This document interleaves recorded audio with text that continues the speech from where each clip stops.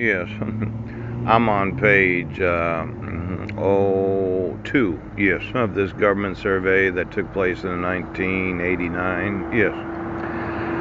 Several other corporations were created to support wartime production needs in the mid 1940s. There were 63 wholly owned and 38 mixed ownership federal corporations. At that time, Congress recognized the need for effective control of these corporations. Legislative control of the government corporations actually occurred in two stages during 1945. Oh, now the what's this?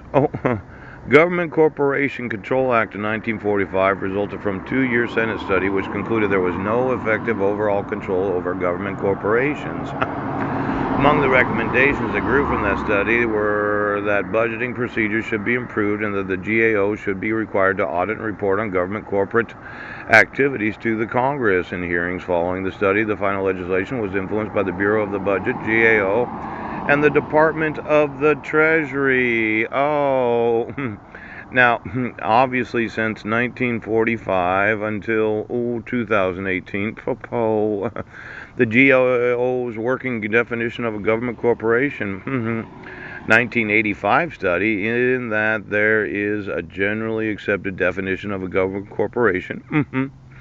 And these government corporations, independent agencies of the United States government, the GAO's 1985 study, the Reference Manual of Corporation Authority established by Congress, which contained an inventory of 4% of corporations, which defined as entities established, created, or authorized by Congress to operate as corporate entities, compiling that inventory, GAO, reversing characteristics.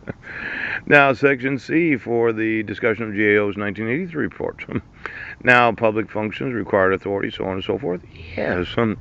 Now, some entities included in 1985. Oh, look at that. The United States Postal Service. Pooh, pooh. All those employees that had sworn that they would support and defend. Pooch. Patriotic and public service organizations, which are federally chartered corporations, but which typically are comprised of private individuals who raise funds from the private sector for charitable purposes. Chartered, patriotic, and public services corporations. Ouch. National Homeowners Association. Yes. Oh, now these laws that govern their laws applicable to government corporations shall be reviewed to determine applicability to business-like operations of the corporations. uh, it might be that you don't understand how the civil rights laws work. Let's say you're sitting there in your office. You're an officer of an independent agency and instrumentality of the United States federal government. You get an email that documents a civil rights violation. Pooh. You, the employee, now know of a civil rights violation involving a citizen. Yes. It's not that you experienced the civil rights violation. You have the knowledge of the crime of violating the civil rights of a citizen. Pow. Now, you're accountable for the enforcement of the Civil Rights Act of 1974. Ouch, or is it 64? Now, when I document that there was no service of process, and that you issued court orders without any notice or opportunity to be heard, you wrongfully executed those court orders, and there's no signature of the petitioner, there's forgeries and fraudulent use of state court instruments. And for some reason, you thought these independent agencies were not legally liable, but they are.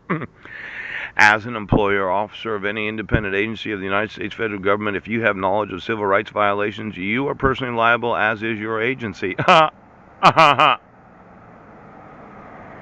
Now, that gives me the right to sue each and every one of the employees and the officers of every independent agency of the United States federal government for not requiring the state to enforce the civil rights requirements of all court-ordered issues.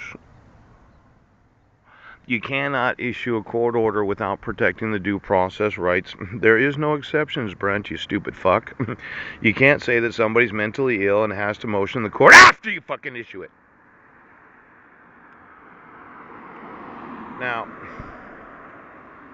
I know that if I look at the actual laws, there is an appendix, I think it's about page 240. Yes.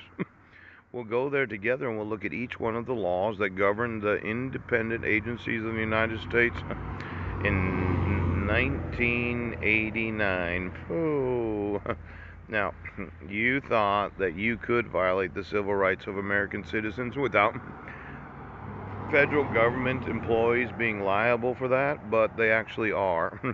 They themselves, as employees, cannot have any knowledge of civil rights violations of any citizen, inclusive of the employees that work for the federal government. Oh, and your whole thought was to keep me homeless and torture me, deprive me of my family, my life, liberty, and property, and use fraud and forgeries to accomplish that. Fraud on the court. Pooch! Now, I'm sitting here on the street reading the actual laws of the United States. Every federal employee and all federal officers cannot have any knowledge of any civil rights violations of any citizen because they're accessories too. Pooch, and they're complicit in. They're giving aid and comfort to those that violate the civil rights of American citizens. They can be immediately terminated from employment.